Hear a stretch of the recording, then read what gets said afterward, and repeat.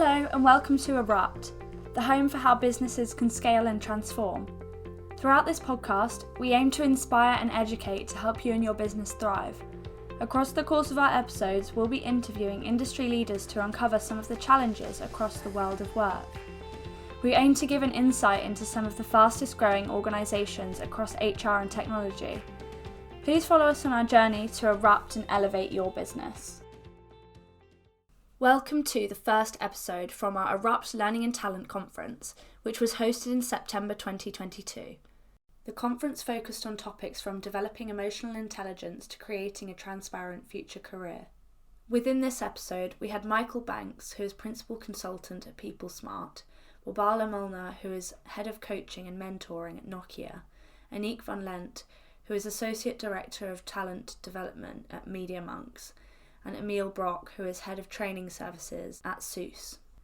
Our panel discussed the evolving role of the leader and what they are seeing within their organisations with respect to getting the most engaged and productive employees. I hope you enjoy, and make sure you check out the Go ERUPT website for further content and for all videos on demand. I will hand over to the capable hands of Michael Banks to host the session. Thank you very much, Magnus. My pleasure. Yay. Hello, everyone. Good to see everyone. Good to see you, Anique. I'm pleased you managed to make it under the wire. Okay, so just welcome everyone. It's a big topic, bold leadership. We've only got half an hour, so we're going to go pretty fast. And the way that, as my fellow panelists know, as we prepped yesterday, we're going to do this is we're going to have a conversation. It's going to be an exploratory conversation because people's definition of bold leadership it varies according to each individual, I think. But it is something that overall we can say is crucial to business today and the future of business. More than ever, bold leadership is needed. What does it mean, though? So that's what we're going to discuss. Emiel, you work in the Netherlands, right? And Anique is also in Amsterdam, is that correct? Correct, yep. In the Netherlands, yep. Yep. And so Bori is from Hungary, and she's struggling to get on for technical reasons, but hopefully she'll join us.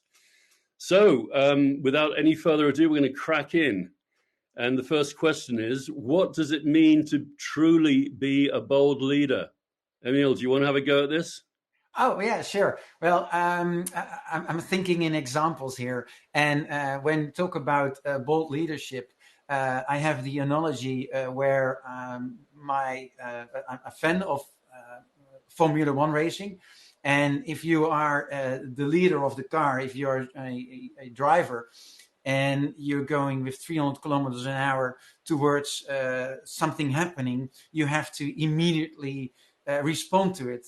And that immediate response for me is an example where bold leadership is necessary. And what I mean is you have no time to discuss, to consider, to see all the pros and the cons of certain decision. You just have to immediately decide and go with that decision. And for me, that also works in business, in things you do. So listening to your intuition instead of going deep into all sorts of analysis and comparisons, just go for it. That's for me bold leadership. Fantastic, thank you. And by the way, you can probably see that we'll get into this a bit later, but as you can see from the shot of Emiel there, he's got this strange green thing that's hanging by his side. Can you explain what that is, Emiel? Absolutely, yeah. Well, this is Gecko, and Gecko is the mascot of our company. And Gecko is a chameleon, as you might be able to see. And this chameleon stands for our customers. If they go along with our software, I work at the best open source software company in the world. And if our customers want to go along with our software, we make sure that they don't really have to struggle that much with having our software, because it's like a chameleon. Our software really adopts to the surrounding. So we help our customers to be an important part in their digital transformation.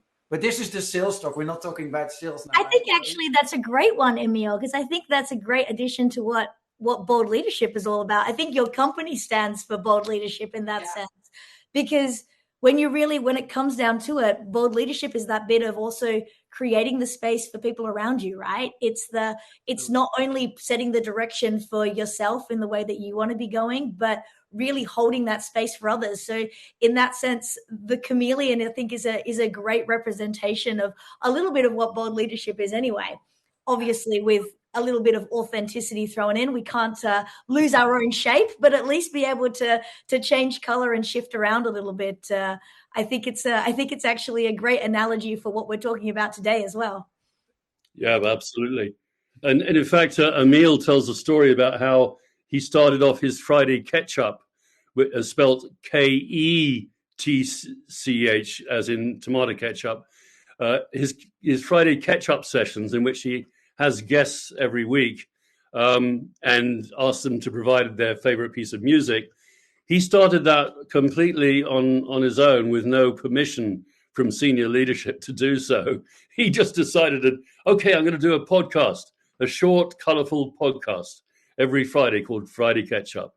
I think that's a very bold move indeed. So not asking for permission before you move.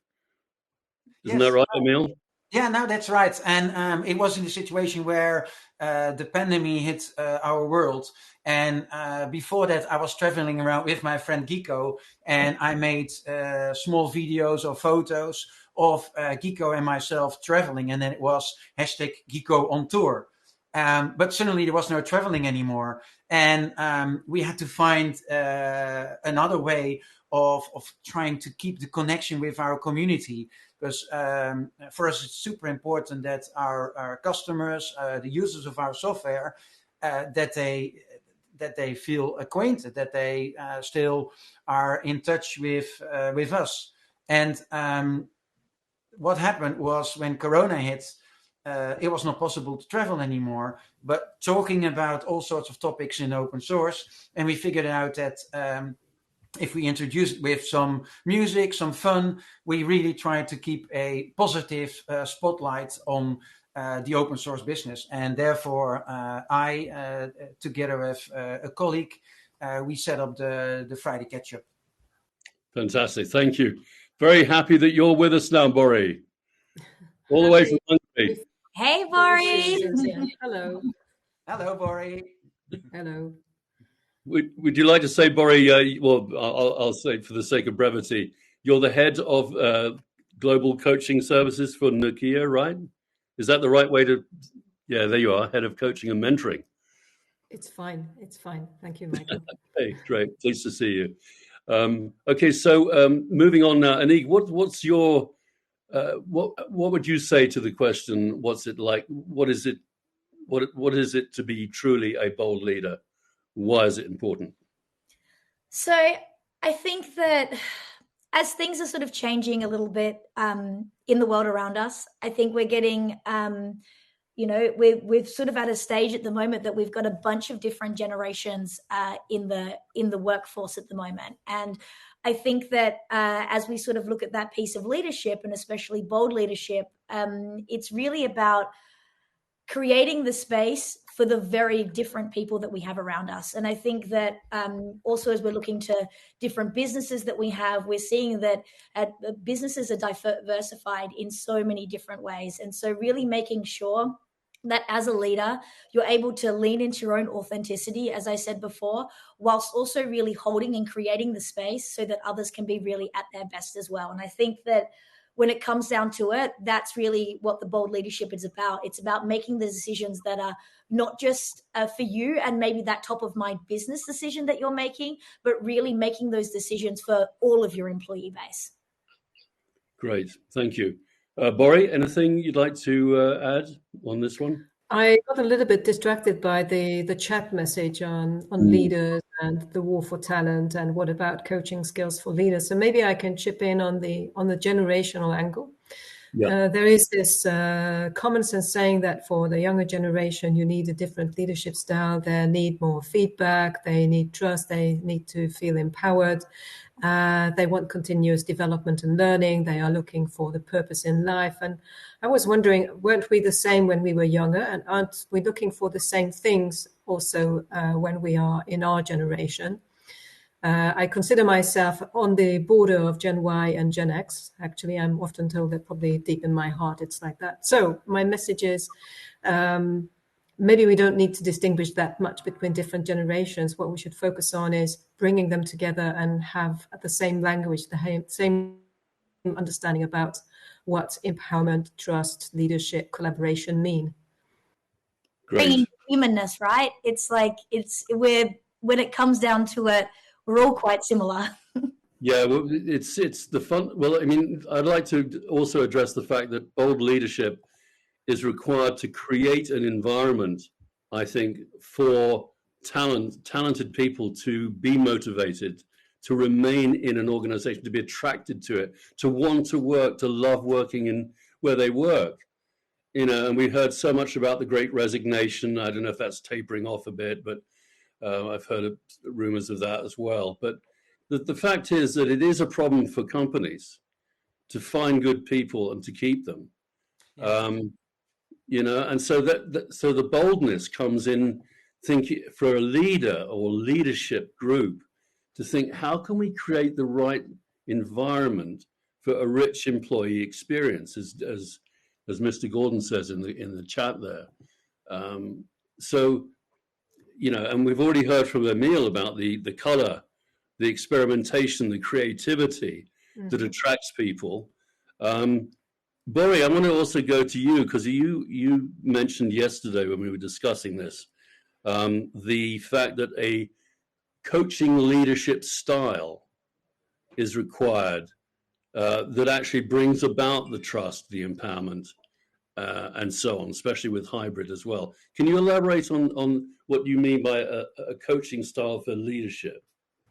So one of the fundaments is listening to your people, ensuring that they can share their ideas, that they are ready to innovate, and they should not be afraid of making mistakes. And with a coaching leadership style, where you have that trust and when the whole team feels empowered to come forward with their ideas, that's when you can really get the innovation going.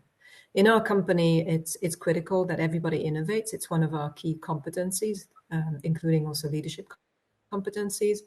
And we see that those leaders who are using a coaching toolkit or using coaching style, their team comes up with bolder ideas. Sorry, it's a bad pun coming up with the word bold, but they are less afraid of consequences, risks, and they come up with great ideas.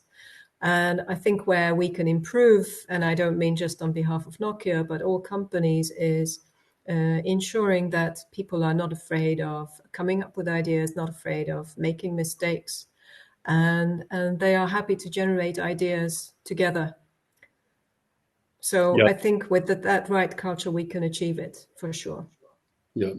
If I may, I would like to add one important element, I think, in making sure that the right people come aboard and stay aboard, is that you put emphasis on a mentoring program.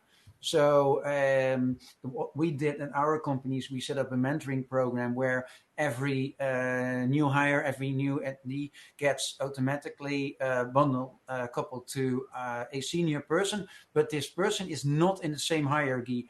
So they are not in the same structure. So if you have any things you would like to ask which might bring you in sort of a, sensitive situation or something, that you always are free and feel free to ask all the questions you really have to your mentor. And you can either select your own mentor, and if you don't select a mentor, you will get appointed to a mentor. And I think, and also what I heard back from our new hires, that they find it super helpful, and especially giving them a good landing place to have a mentor. I don't know what your opinion is on having a mentoring program. Bori, you're in charge of mentoring at Nokia.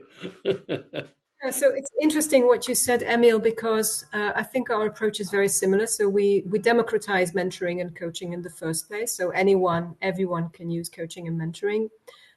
We also encourage newcomers who are going through the onboarding process to reach out to mentors. And of course, we also use buddies in most of the organization. We try to disregard hierarchies as much as possible because I have the same experience as you. People feel more comfortable reaching out to mentors who are outside of their organization. There are some exceptions where there are particular mentoring programs within units. And that was on a call yesterday just about this. And maybe an additional element is that we have also introduced reverse mentoring in parts of the organization, which is a great way of encouraging newcomers to speak up and share what could be improved and share their ideas. Enables also much closer connection to experienced senior leaders who are very curious to hear what the newcomers have to say. So I think reverse mentoring is also something that we should definitely build on in the future. That's really interesting. I love that idea of reverse mentoring. I think that's incredible. And that, of course, that encourages the whole idea of psychological safety. I've always felt that the role of the leader is to minimize fear in an organization, because the enemy of creativity, the enemy of innovation, the enemy of everything good about being in a company is fear. And so, it's up to the leadership to set the example in that way. And if they can have an initiative like reverse mentoring going on, that's wonderful. Anique, you might have a comment on the role of emotional intelligence in that as well. Yeah, no, it was actually jumping on this piece that you've called out about fear. I think that one of the things that I have massively seen in multiple organizations, and I hear it as well sort of in the trends coming up through podcasts and that kind of thing, is this shift that's almost happened as a result of going through the pandemic. We went through such a big change in the way that we were leading and sort of interacting with one another, and now coming back to these kind of hybrid environments as well. That I've noticed there's quite a bit of fear in the system around, and I think especially when it comes to things like coaching, mentorship, even having conversations about performance and development. I can remember years and years ago, you would sort of, have a bit of a framework of, hey, these are the ways to have these kind of tough conversations. And nowadays, I'm really being asked for, what are the 7 questions that I need to be asking in order to have this conversation?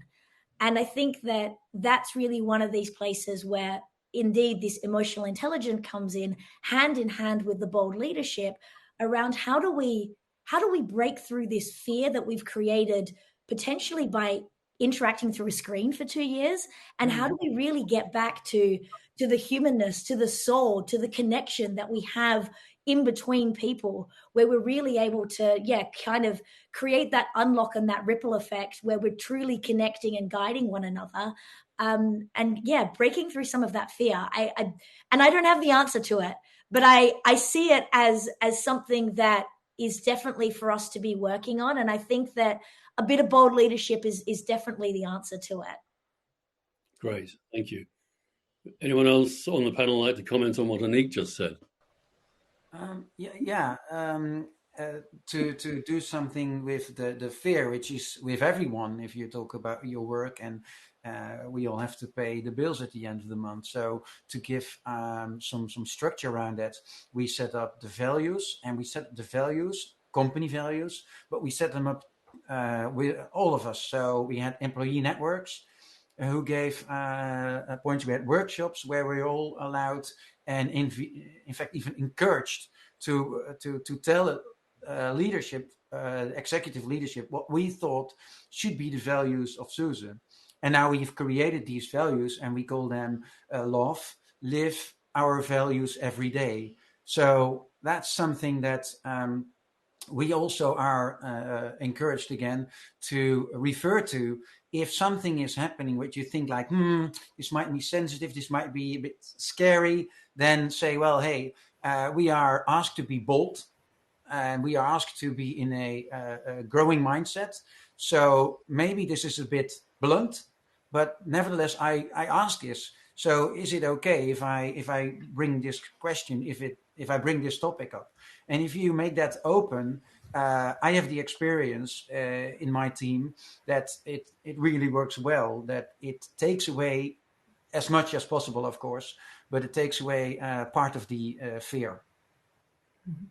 Right. Maybe I can also build on what Emiel was explaining, talking about company culture. So we have so-called essentials in Nokia, which came in place soon after our new CEO joined the company. And they are open, fearless, and empowered. So perfectly in line with what we mentioned with regards to bold leadership. And we have been focusing on human skills, very much tied to emotional intelligence, helping new people managers address certain situations or scenarios where this kind of human skills are needed. And we see that with new managers, it's really sticky. They understand it, they embrace it, and they are using it in very open workshops that we have organized online. Super.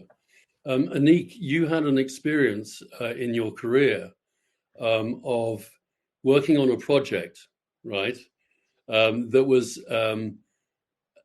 very successful in terms of creating this rich employee experience. What was bold about that project? Can you just briefly tell us what was so special about that? What project it was? I mean, I think that. Oh, give me another hint. Which one? What did I talk about yesterday? It was one of your early successes in your career. I think it would have been probably I was working at Nordea, which is a bank in Scandinavia for a little while, and one of the big things that obviously you also think about from a fear perspective, emotional intelligence perspective. Quite a few challenges from the Panama Papers coming out and the way that the banking industry was looked at. And a lot of the sort of underlying challenges in that was around people making decisions based on rules, and sometimes those rules not being the ones that are the best for the world.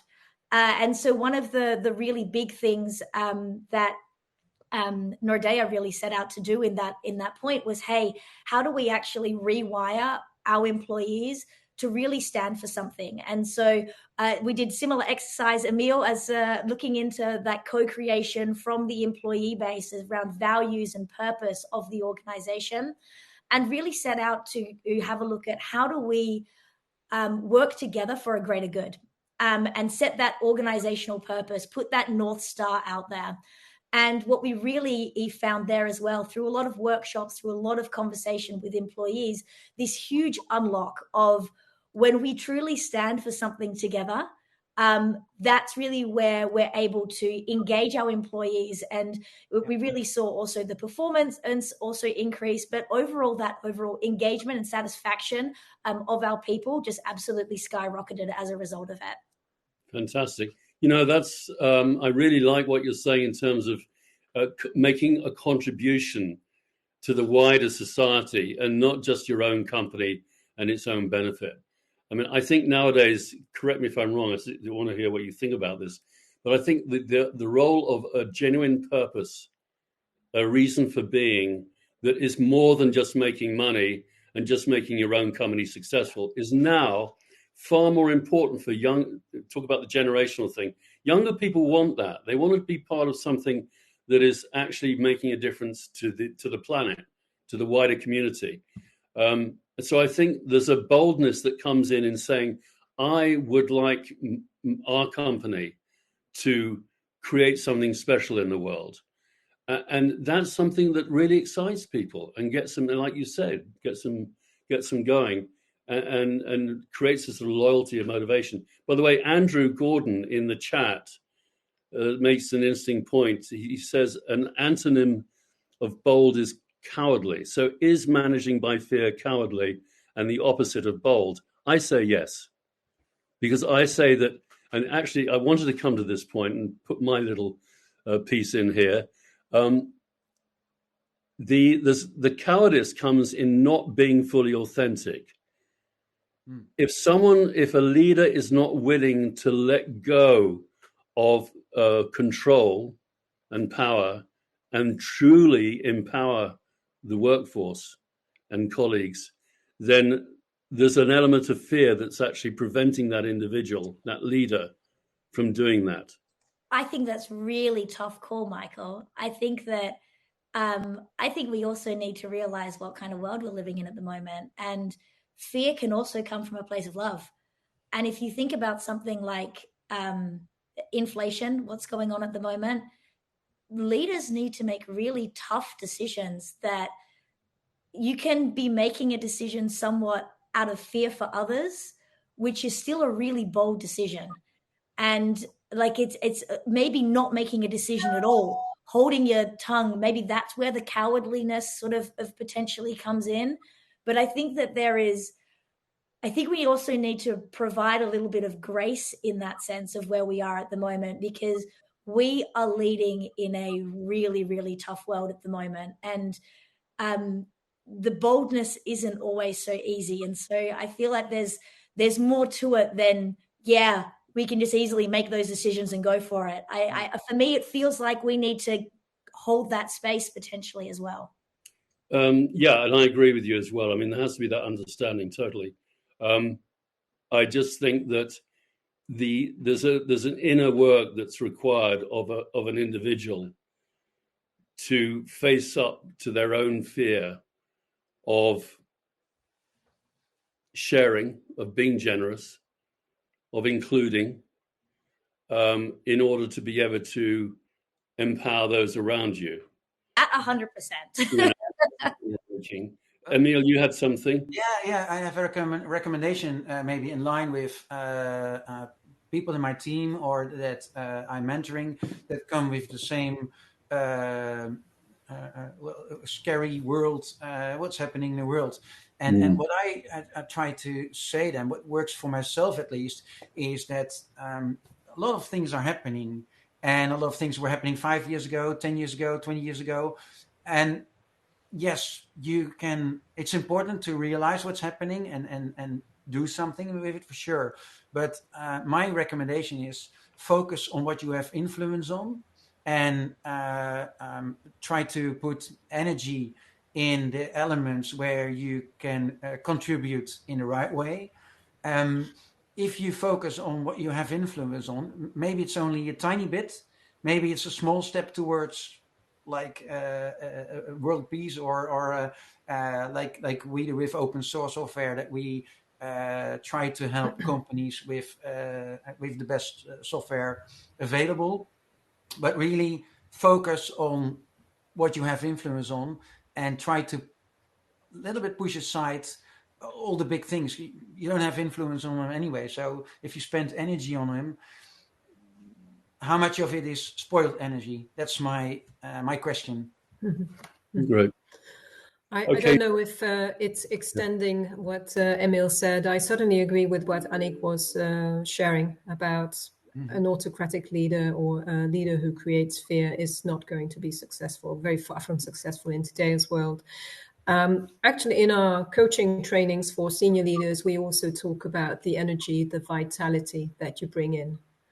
And that, combined with the care for your people, that they are okay sharing about their fears, and that you as a leader can also admit that actually you also have your doubts and fears as well, that shows this human, emotional, or using the E that Anique was referring to. So I think it's finding that right balance and remaining authentic and true to yourself. That is important. Absolutely.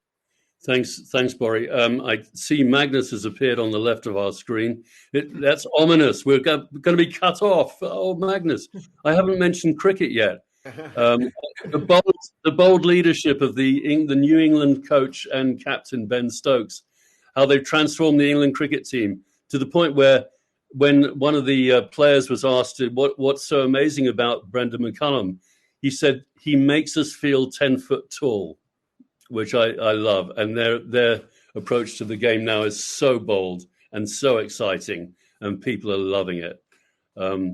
So anyway, so I had to get the cricket bit in. But I want, before Magnus cuts us off completely, I'd like to thank the panel.